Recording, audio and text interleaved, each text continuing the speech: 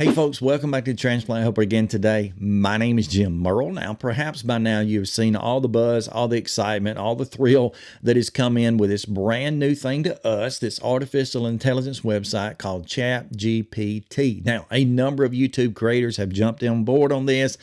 I may be late to the bus, but here I am. I'm going to do it today. And what we're going to be doing, if you're not familiar with this, is we're going to go to the website itself, which is supposed to give us really human type interaction, almost like a Google search on steroids. But we're going to go to the website itself, ChatGPT, also OpenAI.com, and we're going to use it and ask it some practical questions about transplant, particularly how to be listed for an organ transplant, and just kind of see what its response is to see if it gives us semi-accurate information, maybe some useful information, and such as that. Now, I can tell you this going in, I've already used it a few different times to ask for YouTube ideas, whether it be for videos, for thumbnails. I've asked it things like, tell me something about Abraham Lincoln. I had my son in here the other night. I asked it to write me 3 paragraphs about the Civil War on the 11th grade level. It did that. And so it's pretty intelligent, almost eerily intelligent, but nonetheless, we're going to jump over to the website right now. I've got a response already typed up because I typed terribly, so I'm going to paste the response in, and then we're going to let it answer it live here on the screen and see what happens. So over here on the web page, again, this is OpenAI.com. You have to kind of register or log in for this, but there's a free version that I've got. It doesn't cost anything, and just kind of fun to play around with. So let's paste in my question right here, which is tell me 5 things I need to do before being placed on the organ transplant list, or to be placed on the organ transplant list. Hit for that to go ahead, and hopefully, here we go. It's already starting to type out some things. You can read it just as well as I can on the screen. We'll go back and review it in just a moment and see if it's somewhat accurate or even helpful. Again, I asked for 5 things, so it's giving us the first one. It's writing entire paragraphs, which is mind-boggling. Down to the second one here. Okay, keep going. I'm just glancing here, and so far so good. Hey, this may be useful. I may use this right here for kind of a script for a video, which I never script my videos, but maybe these points or highlights can be good for something. Continuing to work, and we're on number 5. So let's see. What do you think about it so far? Comment if you're already beginning to read some of these. Tell me what you think. Again, this is ChatGPT, artificial intelligence, trying to write this for us. Okay, so I guess it's done. Yeah, it gave me the regenerate response button, which we may use in a moment for fun. But let's go back up to the top and just kind of get an idea of what it says. Here's what it says. The process of being placed on an organ transplant list can vary depending on the specific organ you need and the hospital or transplant center you are working with. However, here are some of the general steps that are typically involved. Now, I'll say right up front, that introductory paragraph, spot on. That's one of the things that you and I know as transplant patients already, particularly as we've interacted with so many patients like us. Every hospital is different. Every organ is different. Although we share some similar things, every one of us is different in this. So I think it nailed the first paragraph. And I'll see if any of these 5 things as well can be useful. It says also, I'll raise it up a little bit. First of all, you meet with a transplant center or hospital. The first step is to schedule an evaluation with a transplant center or hospital and to perform a type and that performs the type of transplant you need. Yeah, good point. During the evaluation, you undergo a series of tests to determine whether you can be a candidate for transplantation. These tests may include blood work, that's true, imaging studies for sure, and other medical exams. So again, number 1, that paragraph right there, paragraph number 1, very accurate right there. I think it's a very limited list, but we were asking for 5 things. We weren't asking it to go too in depth, but a very limited list, but certainly does include blood work, imaging, that sort of thing. So that's spot on. So number 2 here, it says, also provide medical information. You will be asked to provide your complete medical history, including information about your past surgeries or medical conditions that you've had. You will also need to provide information about any medications you're taking and allergies you have. Yeah, number 2 is certainly correct too. They're going to want to look at your entire history. They're going to want to dig pretty deeply into your history, particularly, obviously, you're in need of an organ transplant, so there must be some sort of a failure there.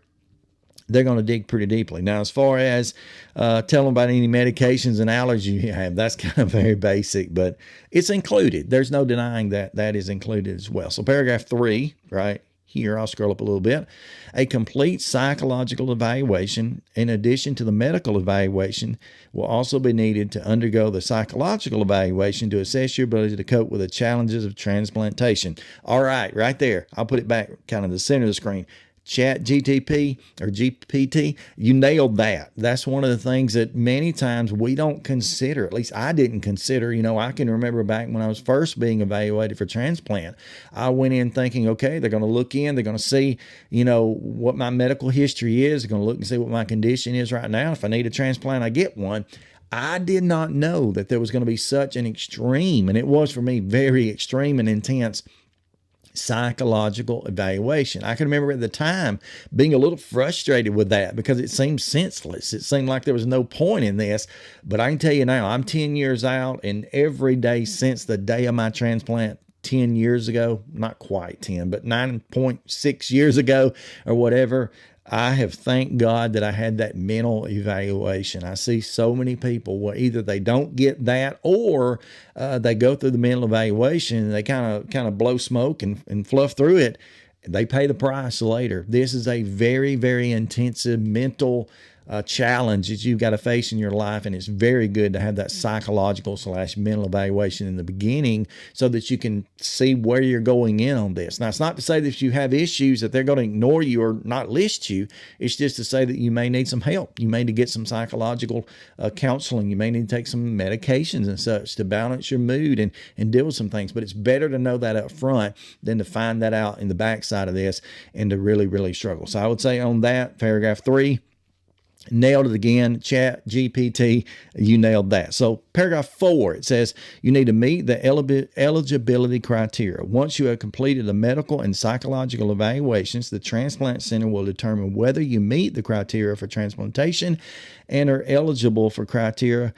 I can't read very well. I'm dyslexic, right? Have I ever told you that I'm dyslexic? So you're reading better than me. But eligibility criteria may vary depending on the specific organ you need and the transplant center's policy. Well, again, that's kind of Captain Obvious right here, that there will be those things. I think really what they did is they took paragraph 1, 2, and 3 and smashed it in paragraph 4 and kicked one out. But again, useful. I have to admit, paragraph 4 even is useful, especially the last line or two saying the eligibility criteria may vary depending on the specific organ and transplant center. I think a lot of times we have some controversy in our transplant communities because somebody says, well, when I was listed for transplant, they did this, this, and this, but they didn't do that. And then somebody else chimes in, oh, they have to do that. That's part of it.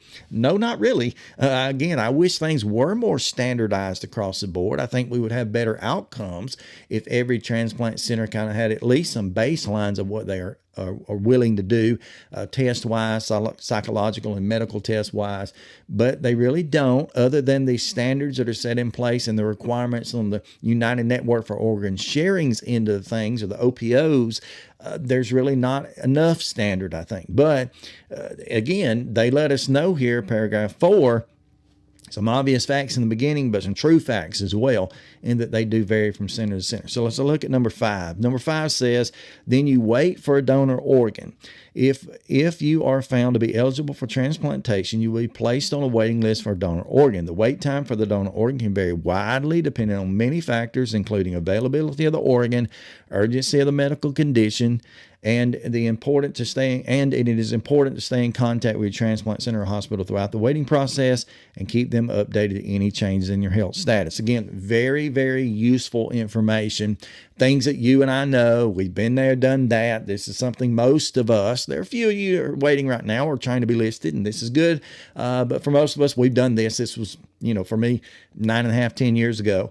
And for many of you in the past as well, but true facts. It did a really good job with that, especially in this paragraph, the part about how the wait list can be difficult and it'll be based on many factors. I was talking with someone the other day who was talking about his team were considering listing him or about to list him. He gave me some of the numbers associated with his heart testing, and I thought to myself, you need to be listed today, because there is such a long wait that goes along with this many times, because it is so unpredictable. But each area, each region, each transplant center sometimes has a little bit more pull in this. Just have to say it.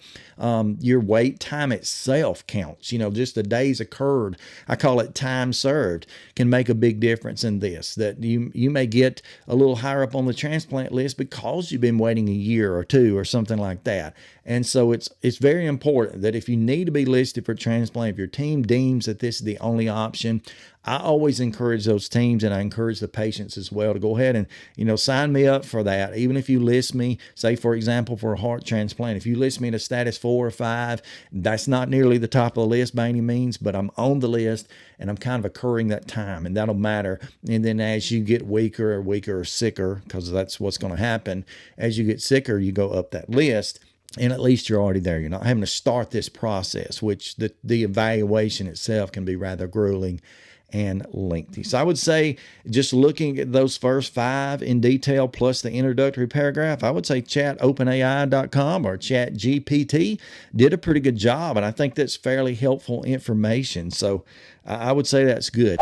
So I would have to say that was fairly useful. The introductory paragraph had good information in it, each of the 5 paragraphs, although some of those things we already knew. I think all of those things were fairly useful, and it may be a useful thing. Now, I'm not going to waste any more time doing anything else with this, at least right now. I may come back and do some more about this later, but use it for yourself. Going over, and again, all you're going to need to provide for them is an email address, and I think just a password that you can make up. And after that, you can go in and play around, use it for whatever you want to use it for in life. Again, it can be very handy in some situations, but even us, medically speaking, transplant related, I would have to say, just throwing that one little question out there about getting listed, did a pretty good job. So until next time, I know this has been kind of fun. Maybe it's been a little bit useful. I don't know. Maybe you feel like it was a waste of time. Any way that you feel, kind of comment below. Also comment below and let me know, what do you think about this AI? I'm kind of a conspiracy theorist anyway.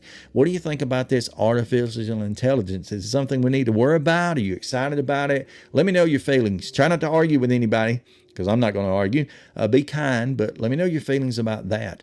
How you feel about AI in general, and is it something that you find useful at all? Again, thank you so much for joining me. Until next time, stay stronger, my friends.